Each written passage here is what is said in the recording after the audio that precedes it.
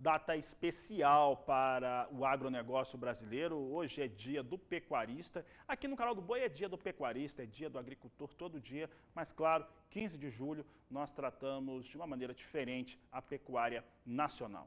E para falar de temas que são importantes para o pecuarista, nós já recebemos no bloco anterior Alcides Torres e agora eu converso com Argeu Silveira, ele que vai falar conosco agora sobre melhoramento genético no Brasil, sobre a importância do touro avaliado, sobre programas que existem no país. Argeu, obrigado por estar conosco aqui mais uma vez, sempre um prazer tê-lo aqui com a gente, tê-lo aqui no Agricultura BR, no canal do Boi.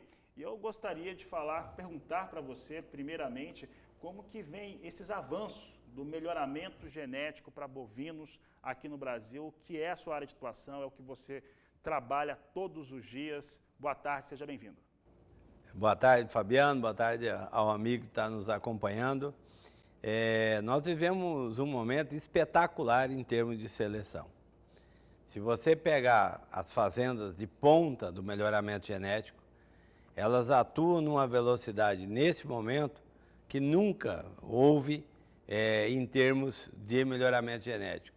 Inclusive, quando a gente compara as melhores fazendas brasileiras de seleção, principalmente da raça Nelore, com as melhores fazendas do mundo, você vai encontrar aqui uma velocidade igual ou superior ao que se pratica no mundo em termos de ganho genético. Então, essa é a boa notícia que a gente tem para trazer para os nossos produtores, que a seleção, principalmente da raça Nelore, está numa velocidade espetacular, ou seja, o Nelore nos próximos 5, 10 anos avança muito mais do que avançou nos 200 anos que sucedem, né? Então, todas as tecnologias estão disponíveis e as nossas melhores fazendas têm feito uso intensivo dessa tecnologia.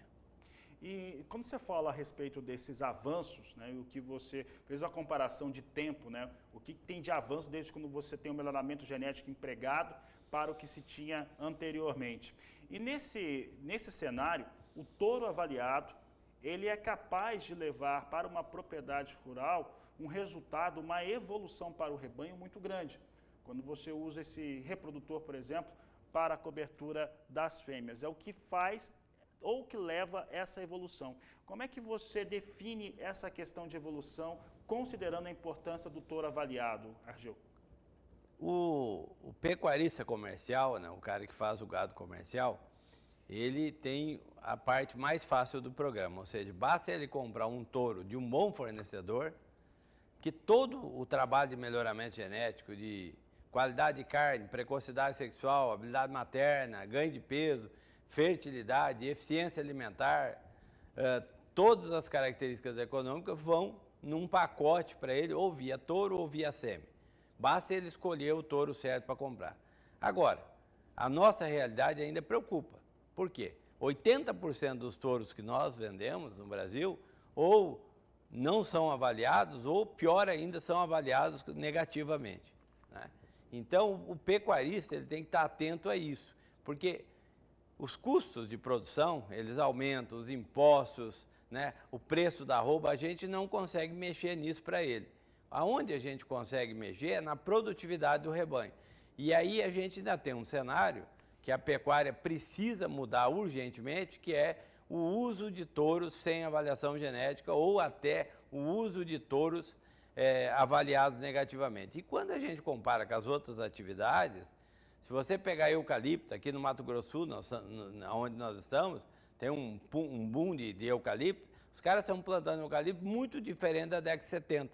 Na década de 70 se iniciou a plantar o eucalipto aqui, se derrubava o cerrado e plantava eucalipto sem nenhuma tecnologia. O plantio de eucalipto hoje é feito de clones, com gel, com adubo, com uma série de tecnologias. Três vezes mais produtividade, no caso do eucalipto, sai de 15 quilos por metro cúbico para 45. Exatamente. Quando você vai lá na Bahia, porque o que a gente vê às vezes nas reportagens? É o produtor lá no meio da floresta, cortando a vassoura de bruxa. Aí você vai lá e vê os agricultores profissionais de cacau, os caras estão trabalhando com clone, com adubação, com espaçamento reduzido. Quando a gente olha suínos e aves, são compostos que nem nome esses compostos têm. Tem marcas, tipo marcas comerciais. Quando você vai na agricultura, hoje é altamente tecnificado. Mesmo assim, quando não chove, ainda o produtor tem dificuldade. O que é o nosso desafio? Tecnificar a pecuária, né? A gente, lamentavelmente, Fabiano, é a única atividade que discute qualidade de semente. E o produtor comercial não pode ser vítima das pessoas que insistem em não medir, né? Então se constrói um monte de discursos que não se sustenta, combatendo a produtividade, né? E o produtor comercial tem a obrigação de defender o patrimônio dele e não usar touros que não têm avaliação genética. Ageu, você usou um número agora, você citou um número que eu fiquei particularmente assustado. 80% de touros hoje usados no Brasil não são avaliados ou têm avaliações ruins, avaliações negativas. Porque quando você pega e compra os reprodutores para colocar nas fêmeas para gerar esse gado comercial, você ali pode ter um resultado melhor de produtividade, que vai surtir efeito por 3 anos, 4 anos, ou você pode colocar um prejuízo que vai demorar pelo menos 5 anos para arrumar. Exatamente, e o produtor comercial não pode pagar essa conta. Hoje ele está pagando, né? Porque lógico que o vendedor, ele é articulado, ele é habilidoso, ele tem argumentos. Agora, o produtor não pode abrir mão de 40, 50 quilos de peso de desmama, né? Depois ele vai vender o bezerrinho, isso aí dá 500, 600 reais a menos por bezerro. Ele não pode abrir mão dessa conta, né, em função de que o seu vendedor de touro diz que daquela forma que é o correto a seleção. A seleção de produtividade não foi inventada pelo Brasil, é adotado pelo mundo inteiro, basta ele ficar atento. Existem muitas propriedades trabalhando direitinho, graças a Deus, e ele tem que buscar uma propriedade dessa para fazer aquisição de genética, né? Esse número de 80% de animais sem avaliação, ou pior ainda, avaliados negativamente, isso preocupa muito e nós precisamos avançar nisso e trabalhar com animais produtivos. Ageu, eu imagino que o produtor rural pecuarista, quando faz a aquisição de um touro ruim, eu vou falar um touro ruim, é um touro não avaliado, um touro com avaliação negativa, em contrapartida de não ter feito a aquisição de um touro avaliado, é porque ele viu alguma vantagem financeira nessa aquisição, eu imagino que seja um caminho mais ou menos por aí. É possível mensurar o prejuízo que ele tem em rebanho na escolha por um animal não avaliado, ou avaliado ruim, em relação a um animal ou animais avaliados, independente do nível de avaliação que ele tem, dependendo do programa de melhoramento genético, vai de 0,1 até 10 e todos eles vão trazer bons resultados? Exatamente. Por que tem essa discussão, Fabiano? Essa pergunta sua é fantástica. Porque 11% das fazendas brasileiras têm balança, 90% não tem. Ou seja, o cara não mensura o que ele está produzindo. Esses touros dão bezerros aí no mínimo, nós estamos falando no mínimo de 40 quilos menos. Só que o cara não consegue medir porque ele não tem balança, ele não ajusta o peso da desmama. Tá, 40 quilos, né, a preço de 15 reais são 600 reais. Se o touro deixar 30 bezerros por ano ele tem um prejuízo de 15, 18 mil reais.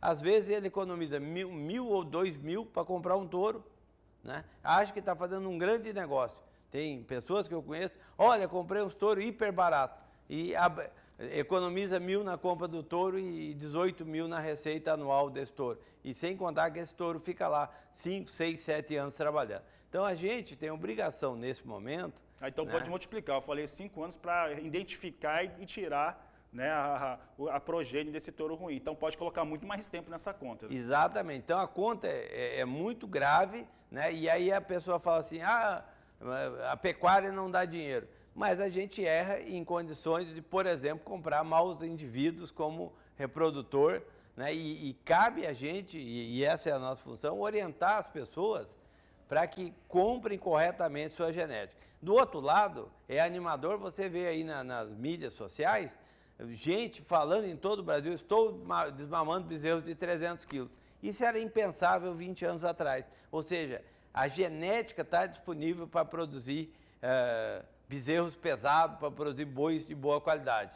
O que a gente precisa insistir, bater e falar muitas vezes é orientar o nosso produtor comercial para que ele compre a genética correta. Eu vou fazer aqui, eu vou trazer uma lembrança, Argel Silveira, do professor Marcos Fava Neves. Ele participa aqui quase que diariamente conosco e ele sempre fala o seguinte, que esse momento do produtor rural, seja agricultor, seja pecuarista, no qual ele tem um lastro financeiro um pouco melhor, que conseguiu ter um ganho um pouco melhorado neste momento, é o momento dele ficar melhor e não maior. E ficar melhor significa, de repente, investir na balança e principalmente na aquisição de reprodutores, né? No caso do pecuarista, reprodutores de melhor qualidade. Aqui só para lembrar que o Canal do Boi faz eventos regulares e as condições de pagamento existem, elas existem exatamente para facilitar para que esses touros cheguem no Brasil inteiro. Exatamente, essa é a nossa função. Acho que programas como esse ajudam a orientar os nossos produtores, né? Mas esse cenário de comprar touro, a gente discute qualidade de semente, Fabiano.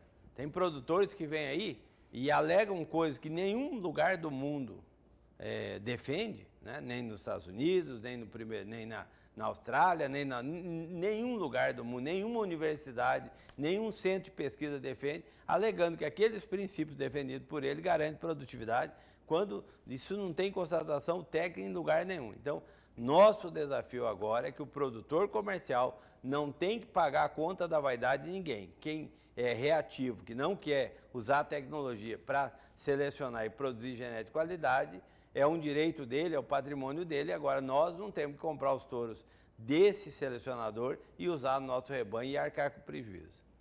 Tá certo, Argel. Agora, para encerrar aqui o nosso assunto aqui no Agricultura BR, eu gostaria de falar contigo um pouco a respeito da avaliação genômica e como que isso trouxe para os programas de melhoramento genético de bovinos de corte resultados que são impressionantes e principalmente que conseguem ser mensuráveis, que é o fator mais importante que tem para se ter esses resultados hoje que o Brasil consegue fazer todos os anos.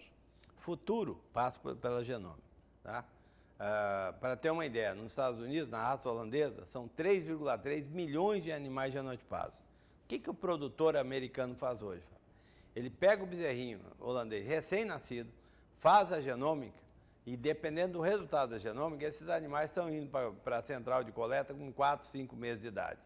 E os americanos estão usando esses touros em larga escala. Tem alguns casos que a mãe do touro ainda nem produziu leite.